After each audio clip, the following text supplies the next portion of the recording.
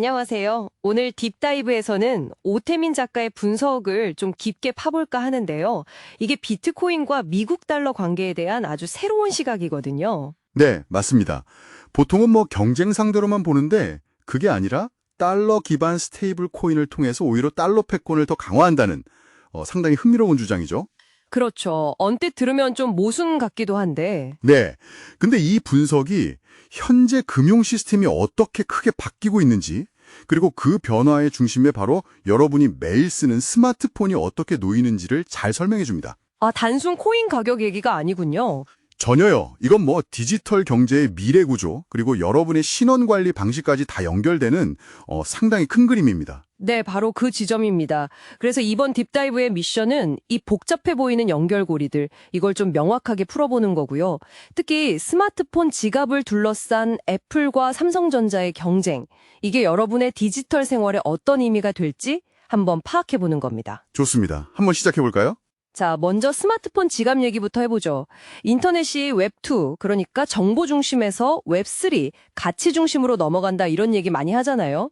여기서 스마트폰 지갑 역할이 확 달라지는 거죠. 네, 근본적으로 달라지죠. 예전엔 그냥 결제 수단 정도였는데 이제는 디지털 자산은 기본이고 개인 신원 정보, 심지어는 소유권 증명까지 다 담는 일종의 디지털 금고이자 신분증이 되는 겁니다. 와, 정말 중요해지네요. 여기서 애플과 삼성의 전력이 갈린다는 거죠? 네, 아주 뚜렷하게 갈립니다. 애플은 뭐랄까, 자기들이 모든 걸 통제하는 그 벽으로 둘러싸인 정원, 이 모델을 고수할 가능성이 높죠. 아, 그 애플 특유의 폐쇄적인 생태계 말씀이시군요. 이 애플 중심이죠. 근데 사용자 입장에선 그게 더 편하고 안전하다고 느낄 수도 있지 않나요? 개방성이 항상 좋은 건 아닐 수도 있고요. 물론 장단점이 있습니다. 완벽한 통제는 편리함과 안정성을 주기도 하니까요. 반면에 삼성전자는 좀 다른 길을 갑니다. 바로 개방형 생태계를 만들려고 하죠. 아, 안드로이드 때처럼요? 네, 비슷합니다. 핵심 기술은 그 국방 등급 보안 플랫폼 삼성 녹스하고 이미 스마트폰에 탑재된 삼성 블록체인 월렛이나 키스토어 같은 것들이고요. 이걸 기반으로 개방형 플랫폼을 만들겠다는 거죠. 그러니까 삼성은 단순히 폰 파는 회사가 아니라 웹3 시대의 어떤 하드웨어 표준, 마치 예전 PC의 인텔 인사이드 같은 그런 위치를 노리는 거군요. 정확합니다. 그래서 프랑스 하드웨어 지갑 회사죠. 레저나 웹3 인프라 기술 기업 스토리 프로토콜 이런 데 투자하는 걸 보면 그 의도가 보입니다. 탈중앙화된 미래 경제에 하드웨어 표준을 선점하겠다 이런 거죠. 이야, 흥미롭네요. 그럼 이 지갑에는 자산뿐만 아니라 신원 정보도 중요해진다는 건데 여기서 자기주권 신원, SSI 개념이 나오는 거죠? 네, 그렇습니다. SSI, Self Sovereign Identity.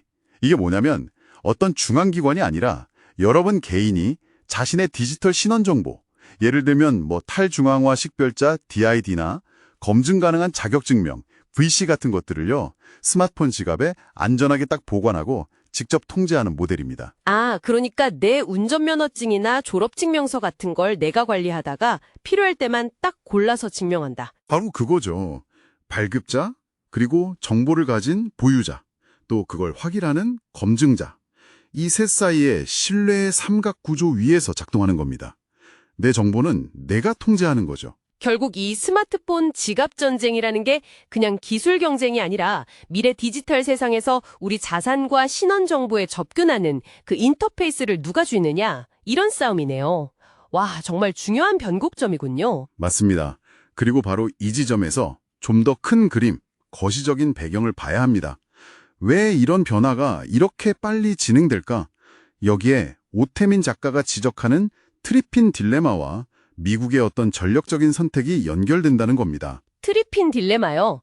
아, 기축통화국은 전 세계 달러 수요를 맞추려고 계속 무역 적자를 봐야 하고 그러다 보면 부채가 쌓여서 결국 통화 신뢰도가 흔들릴 수 있다는 그 모순. 미국 입장에선 참 골치 아팠겠네요. 그렇죠. 계속 달러를 찍어내야 하는데 그게 또 달러 가치를 위협하는 딜레마죠. 게다가 중국이나 러시아 같은 경쟁국들은 달러 말고 다른 대안을 찾으려고 하고요. 그런 상황에서 비트코인이 등장했다는 거군요. 네, 특정 국가나 어떤 발행 주체가 없잖아요. 그러니까 디지털 금처럼 중립적이면서도 검증 가능한 그런 비국가적 준비 자산으로 주목받기 시작했다는 분석입니다. 그런데 여기서 더 재미있는 건 달러 스테이블 코인이 아주 절묘하게 역할을 한다는 거예요. 스테이블 코인요? USDT나 USDC 같은 거 말씀하시는 거죠? 그게 어떻게 달러 패권을 오히려 강화한다는 건가요? 이게 제일 좀 반전 같은데요. 자, 전 세계적으로 디지털 달러, 즉 스테이블 코인에 대한 수요가 어마어마하게 늘고 있거든요.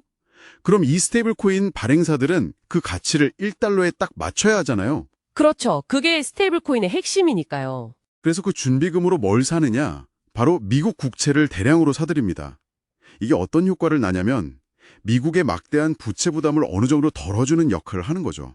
와, 그러니까 스테이블 코인 수요가 늘수록 미국 국채 수요도 같이 늘어나는 구조네요? 그렇습니다.